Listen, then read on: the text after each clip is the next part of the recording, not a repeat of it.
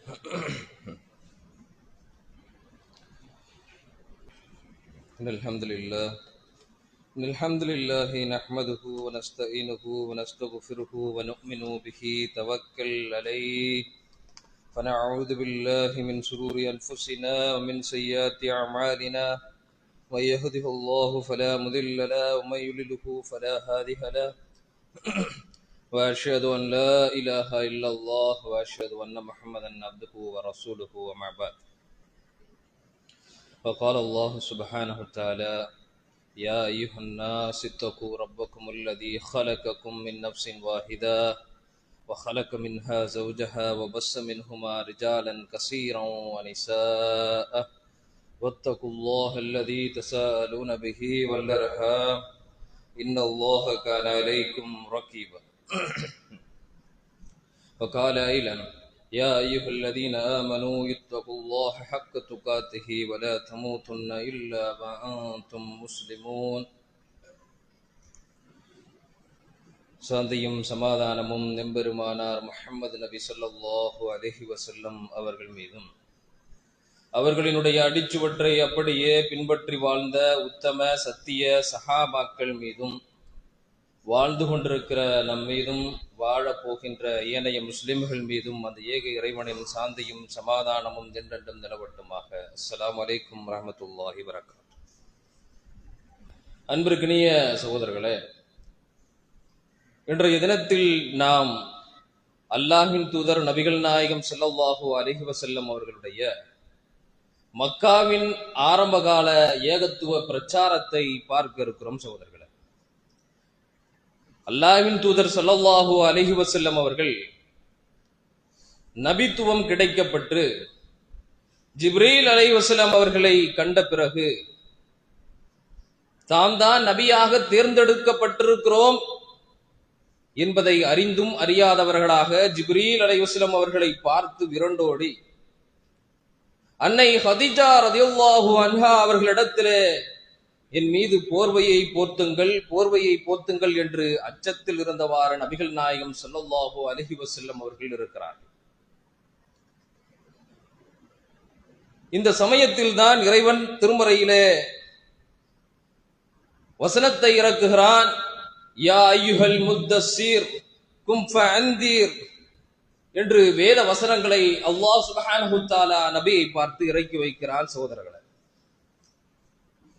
ஓ போர்வை பொருத்தி கொண்டிருப்பவரே, எழுந்திரியுங்கள், அச்சமூட்டி எச்சரிக்கை செய்யுங்கள் என்று இறைவன் தொடர்ந்து வசனங்களை இறக்கி தருகிறார். நபிகள் நாயகம் ஸல்லல்லாஹு அலைஹி வஸல்லம் அவர்களுக்கு அப்பொழுதுதான்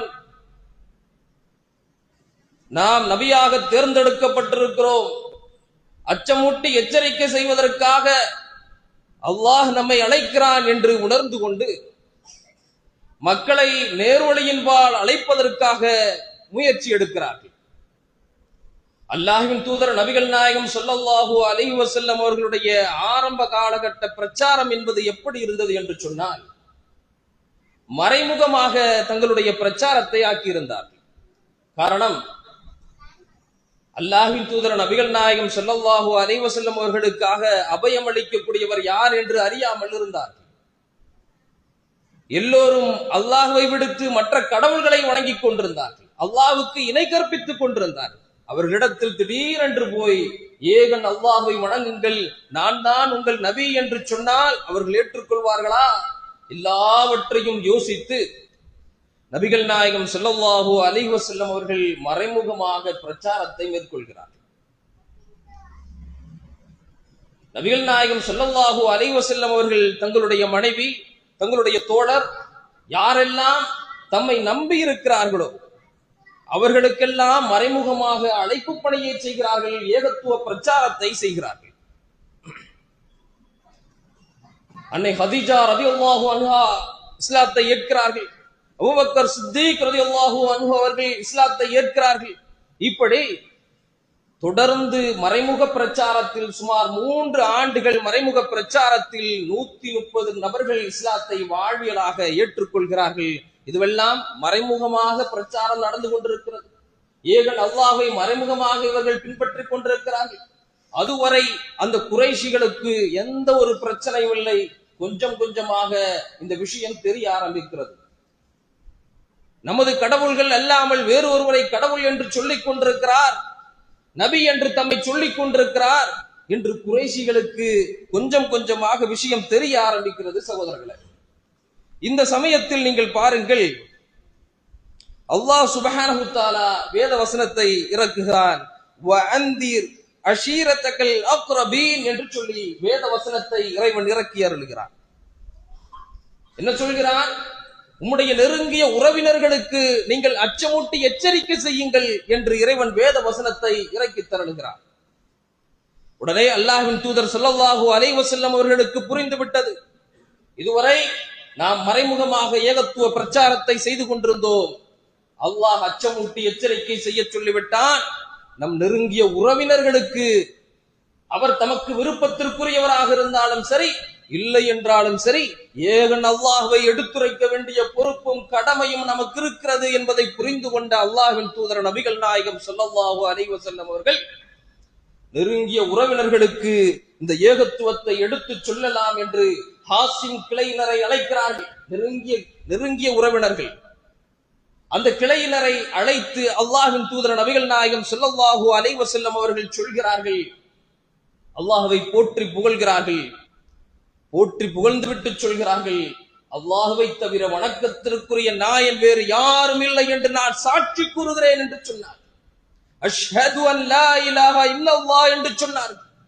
சாட்சி கூறுகிறேன் என்று சொல்லிவிட்டு அவர்கள் சொன்னார்கள், உங்களுக்கும் சரி ஏனைய மக்களுக்கும் சரி நான் அல்லாஹ்வின் இறை தூதராக அனுப்பப்பட்டிருக்கிறேன் என்று சொன்னார். எல்லோரும் அமைதியாக கேட்டுக்கொண்டிருந்தார்கள். இதை கேட்டுக்கொண்டிருந்த அபூ தாலிப் சொன்னார், நீங்கள் சொல்வது எங்களுடைய மனதுக்கு மிக நெருக்கமாக இருக்கிறது, மிக நெருக்கமாக இருக்கிறது. பாட்டனார் அப்துல் முத்தலிப்பினுடைய மகனார், எங்களுக்கு மிக நெருக்கமாக இருக்கிறது. நாங்கள் விரைவில் ஏற்றுக்கொள்வோம், நாங்கள் ஆதரவு வைக்கிறோம். அல்லாஹ்வின் தூதர் ஸல்லல்லாஹு அலைஹி வஸல்லம் அவர்களுக்கு நம்பிக்கையூட்டினார். ஆனால் மக்கள் எல்லாம் அமைதியாக கலைந்து செல்கிறார்கள். சகோதரர்கள், இதில் அபூ லஹப் மட்டும் என்ன செய்கிறான் என்று சொன்னால், அல்லாஹ்வின் தூதர் ஸல்லல்லாஹு அலைஹி வஸல்லம் அவர்களை ஏசுகிறான். அபூ தாலிப் அவர்களை பார்த்து சொல்கிறான், நீங்கள் இப்பொழுதே இதை தடுக்க வேண்டாமா? என்ன செய்து கொண்டிருக்கிறீர்கள்? உங்கள் பாட்டனார், உங்களுடைய தந்தை அப்துல் முத்தலிப்பினுடைய மார்க்கத்தை அவர் நிராகரிக்கிறார். நீங்கள் இதை தடுக்க வேண்டாமா என்று அபூலஹப் கேட்கிறான். அதற்கு அபு தாலிப் சொல்லிவிட்டார், நாங்கள் உயிருள்ளவரை அவரை பாதுகாப்போம் என்று சொல்லிவிட்டார். உடனே நபிகள் நாயகம் ஸல்லல்லாஹு அலைஹி வஸல்லம் அவர்களுக்கு புரிந்துவிட்டது, நமக்கு பாதுகாப்பாக ஒருவர் இருக்கிறார், ஒரு கோத்திரம் இருக்கிறது, அது நெருங்கிய உறவினர்கள் என்பதை புரிந்து கொண்ட அல்லாஹ்வின் தூதர் ஸல்லல்லாஹு அலைஹி வஸல்லம் அவர்கள் சத்திய மார்க்கத்தை எடுத்துச் சொல்வதற்காக சபா மலையின் மீது ஏறுகிறார்கள். ஏறி சொன்னார்கள், எல்லா கோத்திரத்தையும் அழைக்கிறார்கள். முதல் முறை ஹாசிம் கிளையினரை மட்டும் அழைத்தார்கள். இந்த முறை எல்லா கோத்திரத்தையும் அழைத்தார்கள். ஒவ்வொரு கிளையினரையும் பெயரை சொல்லி அழைத்தார்கள். அல்லாஹ்வின் தூதர் ஸல்லல்லாஹு அலைஹி வஸல்லம் அவர்கள் அழைத்து எல்லா கோத்திரத்தினரும் திரண்ட பிறகு நபிகள் நாயகம் ஸல்லல்லாஹு அலைஹி வஸல்லம் அவர்கள் கேட்டார்கள், அந்த மக்களை பார்த்து கேட்டார்கள், இதோ இந்த மலைக்கு பின்னால் உங்களை தாக்குவதற்கு ஒரு படையினர் வந்து கொண்டிருக்கிறார்கள் என்று சொன்னால் நீங்கள் நம்புவீர்களா என்று கேட்கிறார்கள். அந்த மக்கள் எல்லாம் சொன்னார்கள், நாங்கள் நம்புவோம், நீங்கள் உண்மையைத்தான் சொல்வீர்கள், பொய்யுரைக்க மாட்டீர்கள், பொய்யுரைக்க நாங்கள் கண்டதில்லை என்று சொன்னார்கள். அல்லாஹ்வின் தூதர் ஸல்லல்லாஹு அலைஹி வஸல்லம் அவர்களை உண்மைப்படுத்தினார்கள். அல்லாஹ்வின் தூதர் ஸல்லல்லாஹு அலைஹி வஸல்லம் அவர்கள் சொன்னார்கள், அல்லாஹ்வை போற்றி புகழ்ந்து விட்டு சொன்னார்கள், அல்லாஹ் தான் உங்களுக்கு வணக்கத்திற்குரிய நாயன், அவனை தவிர வேறு யாரும் இல்லை என்று அல்லாஹ்வின் தூதர் ஸல்லல்லாஹு அலைஹி வஸல்லம் அவர்கள் ஒவ்வொரு கிளையினரையும் கூப்பிட்டு சொன்னார்கள். சகோதரர்களே, நான் தான் உங்களுக்கு நபியாக தேர்ந்தெடுக்கப்பட்டவர் என்று அல்லாஹ்வின் தூதர் ஸல்லல்லாஹு அலைஹி வஸல்லம் அவர்கள் பிரகடனம் செய்கிறார்கள்.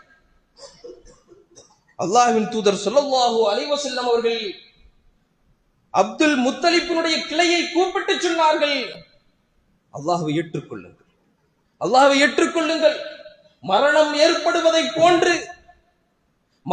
ஏற்படுவதை போன்று உங்களுக்கு மீண்டும் அல்லாஹ் என்ன செய்வான்? மறுமையை ஏற்படுத்துவான். நீங்கள் விழிப்பதை போன்று மறுமையில் அல்லாஹ் எழுப்புவான். உங்களை கேள்வி கணக்கு இருக்கிறது. அந்த நாளில் எங்களுடைய உறவினர்கள் என்பதற்காக உங்களுக்கு நான் எந்த பரிந்துரையும் செய்ய முடியாது. அல்லாஹ்வினுடைய சத்திய மார்க்கத்தை ஏற்றுக்கொள்ளுங்கள். சொர்க்கமா நரகமா என்பதை தீர்மானம் செய்து கொள்ளுங்கள்.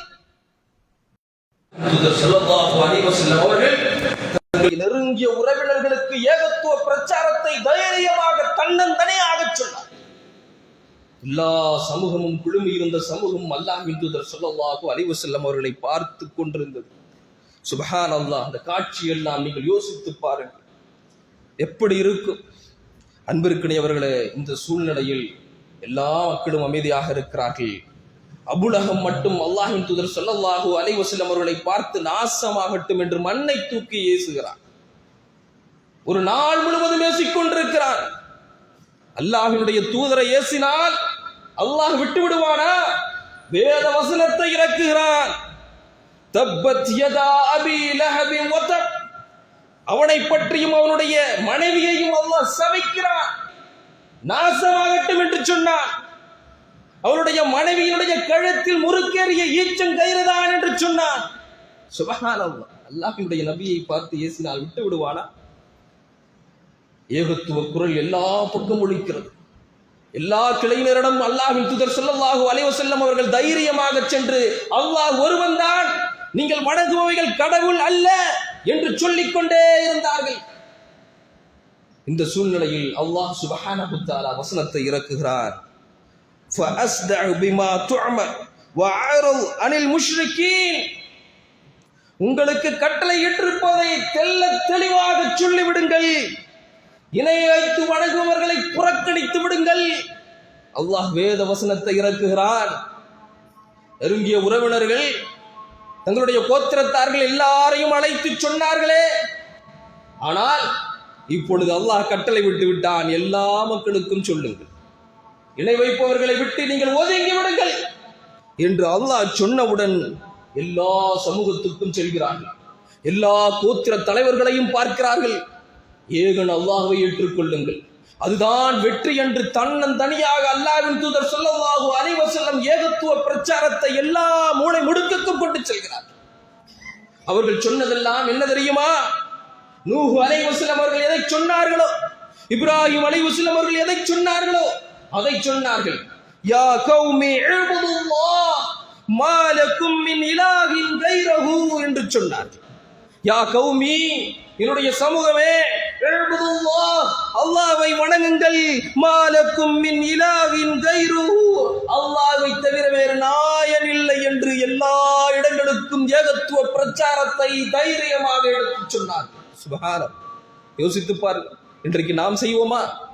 அழைப்பு பணியை ஏற்று நாம் எல்லா கிராமங்களுக்கும் சென்று செல்வோமா? செய்ய மாட்டோம். பயம் இருக்கும்.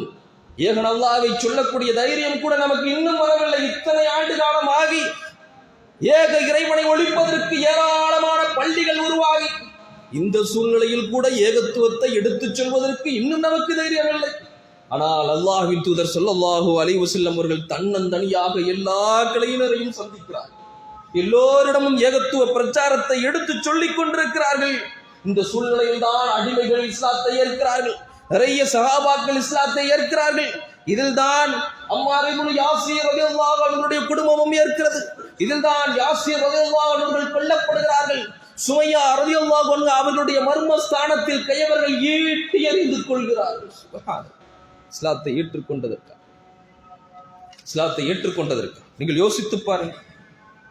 கற்பனை கூட செய்ய முடியாத சோழர்கள் அடிமைகளை எல்லாம் என்ன செய்வார்கள் தெரியுமா? ஈச்சமர பாயில் சுருட்டி அடியில் நெருப்பை மூட்டி புகை மூட்டத்தால் கொலை செய்வார்களாம் பாவிகள். எதற்காக? ஏக இறைவனை ஏற்றுக்கொண்டதற்காக. பிலால் ரலியல்லாஹு அன்ஹுடைய கழுத்தில் கயிற்றை கொடுத்து தெருவில் இழுத்துச் செல்ல செய்வார்களாம். சிறுவர்கள் இழுத்துச் செல்வார்கள். அப்பொழுது கூட அவர்களுடைய வாயிலிருந்து வந்த வார்த்தை அல்லாஹு அஹத், அல்லாஹு அஹத், அல்லாஹ் ஒருவன் மட்டும்தான் என்று சொல்லிக் கொண்டே பிலால் ரலியல்லாஹு அன்ஹு வீதி எல்லாம் இழுத்துச் செல்லப்பட்டார்கள். சுப்ஹானல்லாஹ். எப்பேற்பட்ட தியாகம்! ஏகத்துவத்தை எடுத்து சொன்னதற்காக, ஏற்றுக்கொண்டதற்காக எவ்வளவு கஷ்டம் பாருங்கள். அல்லாஹ்வின் தூதர் ஸல்லல்லாஹு அலைஹி வஸல்லம் அவர்களை மட்டும் சும்மா விட்டு விட்டார்களா? அல்லாஹ்வின் தூதர் ஸல்லல்லாஹு அலைஹி வஸல்லம் அவர்கள் கஅபாவில் போய் தன்னந்தனியாக தைரியமாக தொழுகிறார்கள். அல்லாஹ் சொல்லிவிட்டான். எல்லோருக்கும் ஏகத்துவத்தை எடுத்து சொல்லிவிட்டான். அல்லாஹ்வின் தூதர் ஸல்லல்லாஹு அலைஹி வஸல்லம் அவர்கள் கஅபாவில் போய் தனியாக நின்று தொழுகிறார்கள். அபூ ஜஹல் பார்க்கிறான், அவனுடைய கூட்டத்தார் பார்க்கிறார்கள். பார்த்துவிட்டு அவன் கேட்கிறான், இப்பொழுது முஹம்மது அவர்களை தண்டிப்பது யார்? ஒட்டகத்தினுடைய குடலை எடுத்து கொண்டு வந்து அவர் சுஜூதில் இருக்கும் போது ஒட்டக குடலை அவர் மீது சுமத்துவது யார் என்று கேட்கிறான். இந்த நேரத்தில் ஒருவன் எழுந்து அவன் சென்று என்ன செய்கிறான்? உக்பா என்பவன் எழுந்து ஒட்டக குடலை எடுத்து வந்து அல்லாஹ்வின் தூதர் ஸல்லல்லாஹு அலைஹி வஸல்லம் அவர்கள் சுஜூதில் இருக்கும் போது ஒட்டக குடலை சுமத்துகிறான். சாதாரண ஆடு மாடினுடைய குடலே எவ்வளவு இருக்கும்? ஒட்டக குடல் யோசித்து பார்க்க முடியுமா? ஒட்டக குடலை அல்லாஹ்வின் தூதர் ஸல்லல்லாஹு அலைஹி வஸல்லம் அவர்களுடைய முதுகில் சுமத்துகிறான். அல்லாஹ்வின் தூதர் ஸல்லல்லாஹு அலைஹி வஸல்லம் அவர்கள் எழுந்திருக்க முடியாமல் அப்படியே சுஜூதிலேயே இருக்கிறார்கள். அன்னை ஃபாத்திமா ரலியல்லாஹு அன்ஹா அவர்கள் அழுது கொண்டே வந்து, என்னுடைய தந்தையை இப்படி ஆக்கி விட்டீர்களே என்று குடலை எடுத்து போட்டு அல்லாஹ்வின் தூதர் ஸல்லல்லாஹு அலைஹி வஸல்லம் அவர்களை காப்பாற்றுகிறார்கள். ஏகத்துவத்தை எடுத்து சொன்னதற்காக, அல்லாஹ்வை வணங்குங்கள் என்று சொன்னதற்காக, அல்லாஹ்வை மட்டும்தான் வணங்க வேண்டும் என்று சொன்னதற்காக எப்படிப்பட்ட கஷ்டங்களை நபித்தோழர்களும் நபியும் அனுபவித்தார்கள் என்பதை நீங்கள் யோசித்து பார்க்க வேண்டும் சகோதரர்களே, யோசித்து பார்க்க வேண்டும். இந்த சூழ்நிலையில் நபிகள் நாயகம் ஸல்லல்லாஹு அலைஹி வஸல்லம் அவர்கள் என்ன செய்கிறார்கள் என்று சொன்னால், மதீனாவிற்கு சிலரை ஹிஜ்ரத்தாக நாடு துறந்து செல்லுங்கள் என்று அனுமதியும் தருகிறார். காரணம், இங்கு அந்த அளவிற்கு சித்திரவதைக்குள்ளாக்கப்படுகிறார்கள். எனவே நபிகள் நாயகம் ஸல்லல்லாஹு அலைஹி வஸல்லம் அவர்களை ஹிஜ்ரத் மேற்கொள்ள சொல்லிவிட்டு, நபிகள் நாயகம் ஸல்லல்லாஹு அலைஹி வஸல்லம் அவர்கள் தமக்கு கொடுக்கப்பட்ட பணி என்ன? எல்லா கிளைகளுக்கும் எல்லா நாடுகளுக்கும் சென்று ஏகத்துவத்தை அல்லாஹ் எடுத்து சொல்லிவிட்டான். இப்பொழுது மக்காவை விட்டு வெளியே தள்ளி இருக்கக்கூடிய, அதாவது தாயிஃப் நகரத்திற்கு செல்கிறார்கள். சுமார் 60 மைல் தூரம் இருக்கிறது. அல்லாஹ்வின் தூதர் ஸல்லல்லாஹு அலைஹி வஸல்லம் அவர்கள் நடந்தே செல்கிறார்கள். தாயிஃப் நகரத்திற்கு சென்று 3 பேரிடத்தில் அல்லாஹ்வின் தூதர் ஸல்லல்லாஹு அலைஹி வஸல்லம் அவர்கள் உதவி தேடுகிறார். நான் அல்லாஹ்வின் இறை தூதர், சத்திய மார்க்கத்தை சொல்ல வந்திருக்கிறேன். இதற்கு எனக்கு உதவுங்கள் என்று கேட்கிறார். அந்த மூவருமே மறுத்து விட்டுவதோடு அல்லாஹ்வின் தூதர் ஸல்லல்லாஹு அலைஹி வஸல்லம் அவர்களை ஏளனமாக ஏசுகிறார்கள். சரி, நீங்கள் இந்த சத்திய கொள்கையை ஏற்றுக்கொள்ளவில்லை, இதை இதோடு விட்டுவிடுங்கள் என்று சொல்லிவிட்டு அல்லாஹ்வின் தூதர் ஸல்லல்லாஹு அலைஹி வஸல்லம் அவர்கள் திரும்பி விட்டார்களா? இல்லை சகோதரர்களே. அந்த தாயிஃப் நகரத்தில் இருக்கக்கூடிய முக்கியமான தலைவர்கள் அனைவரையும் தனித்தனியாக சந்தித்து ஏகத்துவத்தை எடுத்துச் சொல்கிறார். தனித்தனியாக சந்தித்து ஏகத்துவத்தை எடுத்துச் சொல்கிறார்கள். ஆனால் ஒருவருமே இஸ்லாத்தை ஏற்றுக்கொள்ள. அல்லாஹ்வின் தூதர் ஸல்லல்லாஹு அலைஹி வஸல்லம் நிலையை யோசிச்சுப்பார். ஒருவரும் இஸ்லாத்தை ஏற்றுக்கொள்ளவில்லை. 10 நாட்கள் தாயிஃப் நகரத்திலே தங்கி இருக்கிறார்கள். அங்கிருந்து அல்லாஹ்வின் தூதர் ஸல்லல்லாஹு அலைஹி வஸல்லம் அவர்கள் வெளியேறி விடலாம் என்று நினைக்கும் போது இரு கூட்டங்களாக பிரிந்து அல்லாஹ்வின் தூதர் ஸல்லல்லாஹு அலைஹி வஸல்லம் அவர்களை தாக்குகிறார்கள். கடுமையாக கற்களால் தாக்குகிறார்கள். கல்லடிபட்டு சொல்லடிபட்டு ரத்தம் ஒழுக ஒழுக அந்த மண்ணிலே அல்லாஹ்வின் தூதர் ஸல்லல்லாஹு அலைஹி வஸல்லம் அவர்கள் விரட்டப்படுகிறார்கள். யோசித்து பாருங்கள். நபிகள் நாயகம் ஸல்லல்லாஹு அலைஹி வஸல்லம் அவர்கள் இந்த ஏகத்துவத்தை எடுத்து சொல்வதற்காக எந்த அளவிற்கு கஷ்டம், யாருமே ஏற்றுக்கொள்ள முடியவில்லை என்ற வருத்தத்தில், கஷ்டத்தில், ரத்தம் ஒழுகியவர்களாக, மயக்கமுற்றவர்களாக கர்முல் மனாஜில் என்ற இடத்தை அல்லாஹ்வின் தூதர் ஸல்லல்லாஹு அலைஹி வஸல்லம் அவர்கள் அடைகிறார்கள். அல்லாஹ் என்ன செய்கிறான்? மேக கூட்டத்தை அனுப்புகிறான். இறை தூதருக்கு ஆறுதல் சொல்கிறான். ஜிப்ரீல் அலைஹிஸ்ஸலாம் அவர்கள் வந்து கேட்கிறார்கள், மலக்குல் ஜிபாலை அனுப்பி இருக்கிறேன், நீங்கள் என்ன கட்டளை இடுகிறீர்களோ சொல்லுங்கள், அந்த மக்களுக்கு என்ன வேண்டுமானாலும் கைவட்டுவார்கள். மலக்குல் ஜிபால் கேட்டார், 2 மலைகளையும் ஒன்றோடு ஒன்றாக இணைத்து விடவா? சொல்லுங்கள். இறை தூதரை கஷ்டப்படுத்தினால் அல்லாஹ் விட்டு விடுவானா? ஆனால் அல்லாஹ்வின் தூதர் ஸல்லல்லாஹு அலைஹி வஸல்லம் அவர்கள் சொன்னதை பாருங்கள். நான் ஒரு காலம் இதை விரும்ப மாட்டேன், மாறாக அவர்களிடமிருந்து அல்லாஹ்வை மட்டும் வணங்கக்கூடிய, அல்லாஹ்வை மட்டும் ஏற்கக்கூடிய மக்களை அல்லாஹ் உருவாக்குவான் என்று நம்பிக்கை வைக்கிறேன் என்று சொன்னார். அப்பொழுதும் அவருடைய உள்ளத்தில் ஓடியது, ஏகத்துவ மக்களை உருவாக்க வேண்டும், அல்லாஹ்வை வணங்கக்கூடிய மக்களை உருவாக்க வேண்டும் என்று அல்லாஹ்வின் தூதர் ஸல்லல்லாஹு அலைஹி வஸல்லம் அவர்கள் கடுமையாக என்ன செய்கிறார்கள்? ஏகத்துவத்தை உலகெங்கும் எடுத்து கொண்டு போய் சொல்கிறார்கள். சகோதரர்களே, இந்த சூழ்நிலையில் மதீனாவில் என்ன நடக்கிறது என்று சொன்னால், முஸ்அப் இப்னு உமைர் ரலியல்லாஹு அன்ஹு அவர்களை அல்லாஹ்வின் தூதர் ஸல்லல்லாஹு அலைஹி வஸல்லம் அவர்கள் மதீனாவுக்கு அனுப்பியிருந்தார்கள். அவர்கள் ஏகத்துவத்தை எடுத்துச் சொல்லி ஏராளமான மக்கள் மதீனாவில் இஸ்லாத்தை ஏற்றிருந்தார்கள். அல்லாஹ்வின் தூதர் ஸல்லல்லாஹு அலைஹி வஸல்லம் அவர்களிடத்தில் மறைமுகமாக வந்து என்ன செய்வார்கள்? அவர்கள் பைஅத்தும் செய்துவிட்டு சென்றிருந்தார்கள்.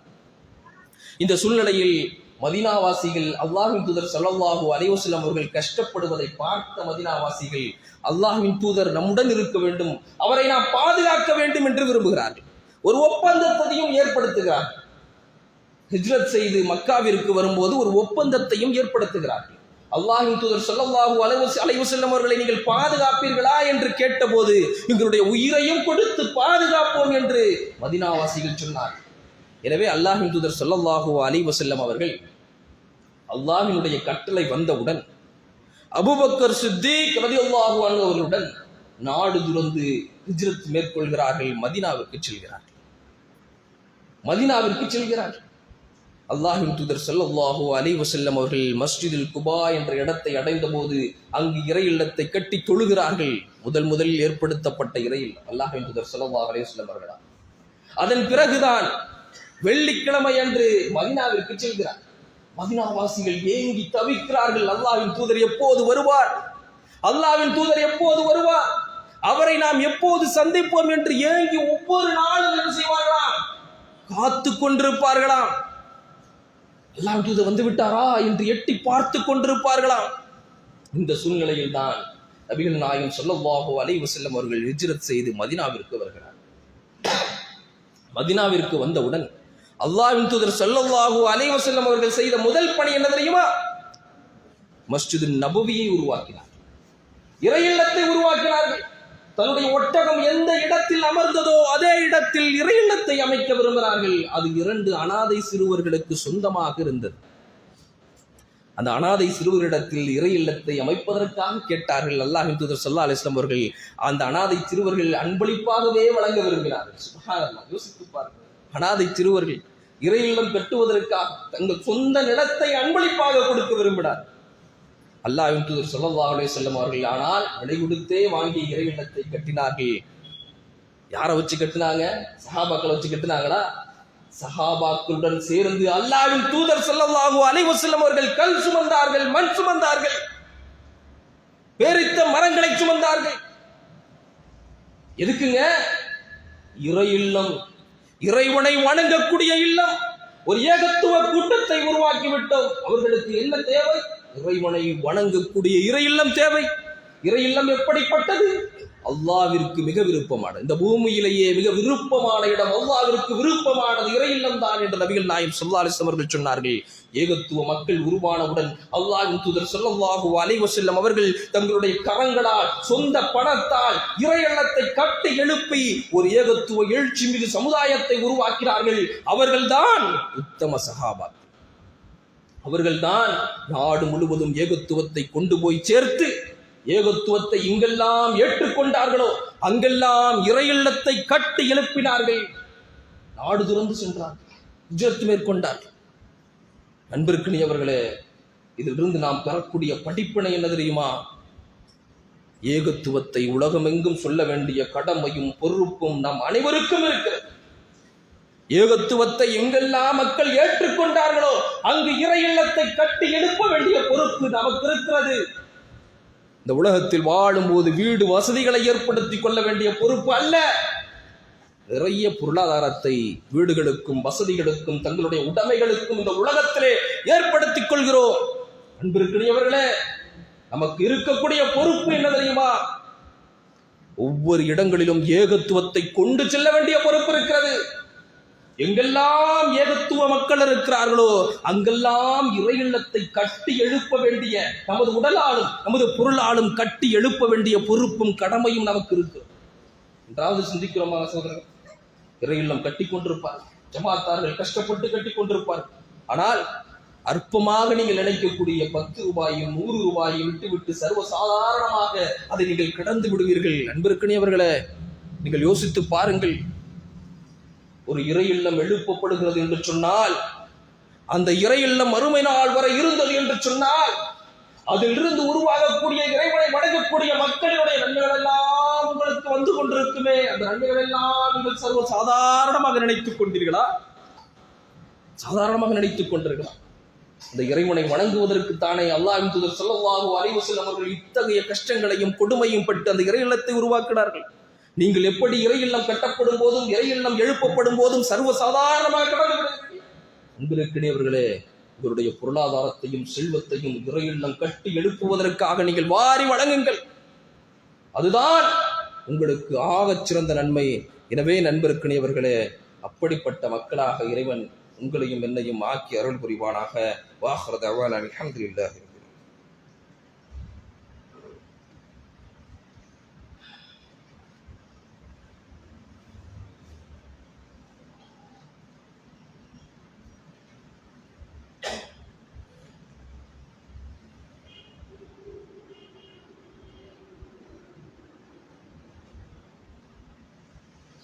அல்ஹம்துலில்லாஹ் அல்ஹம்துலில்லாஹி நஹ்மதுஹு வ நுஸல்லி அலா ரசூலில் கரீம். அம்மா பாத். அன்பிற்கினிய சகோதரர்களே, தேனி மாவட்டம் உத்தமபாளையத்தில் இறை இல்லத்திற்கென்று இடம் வாங்கப்பட்டிருக்கிறது. இன்ஷா அல்லாஹ் இறை இல்லத்தினுடைய வேலைகள் ஆரம்பிக்க இருக்கிறது. சகோதரர்களே, தற்சமயம் தகர ஷெட் அமைத்து இறை இல்லத்தை எப்படியாவது எழுப்பி விடலாம் என்று கடுமையாக முயற்சி செய்து கொண்டிருக்கிறோம் சகோதரர்களே. எனவே உங்களுடைய பொருளாதாரத்தை இறை இல்லம் அமைப்பதற்காக நீங்கள் வாரி வழங்க வேண்டும். நபிகள் நாயகம் ஸல்லல்லாஹு அலைஹி வஸல்லம் அவர்கள் சஹாபாக்களை பார்த்து கேட்டார்கள், உங்களுக்கு உங்களுடைய வாரிசுகள் சொத்து விருப்பமானதா அல்லது உங்களுடைய சொத்து விருப்பமானதா என்று அல்லாஹ்வின் தூதர் ஸல்லல்லாஹு அலைஹி வஸல்லம் அவர்கள் கேட்டார்கள். அதற்கு சஹாபாக்கள் சொன்னார்கள், அல்லாஹ்வின் தூதர் அவர்களே, எங்களுக்கு மிக விருப்பமானது எங்களுடைய சொத்து தான் என்று சொன்னார்கள்.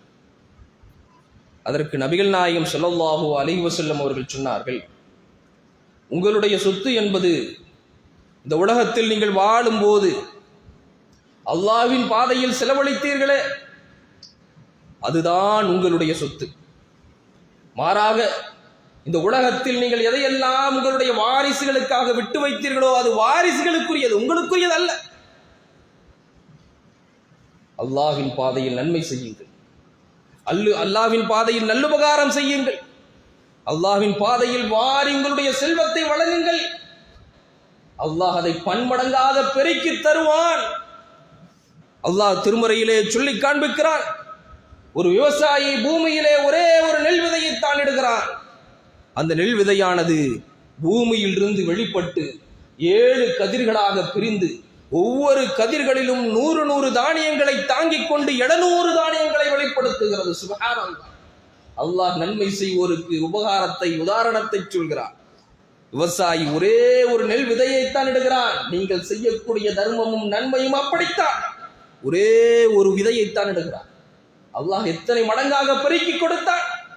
700 மடங்காக பெருக்கி கொடுத்தான். அல்லாஹ் உதாரணத்தை சொல்றாங்க, உங்களுக்கு சொல்றான். இப்படி அல்லாஹ்வின் பாதையில் நீங்கள் வாரி வழங்குவது அல்லாஹ் 700 மடங்காக பன்மடங்காக பெருக்கி தருவார். நாளை மறுமையில் நீங்கள் எதிர்பாராத வண்ணம் உங்களுக்கு காத்து கிடக்கும் உங்களுடைய நன்மைகள் என்பதை புரிந்து கொண்டு இறை இல்லத்திற்காக வாரி வழங்குங்கள் என்று கூறி எனது உரையை முடித்துக் கொள்கிறேன். வாஹிரு தஅவானா அல்ஹம்துலில்லாஹி ரப்பில் ஆலமீன்.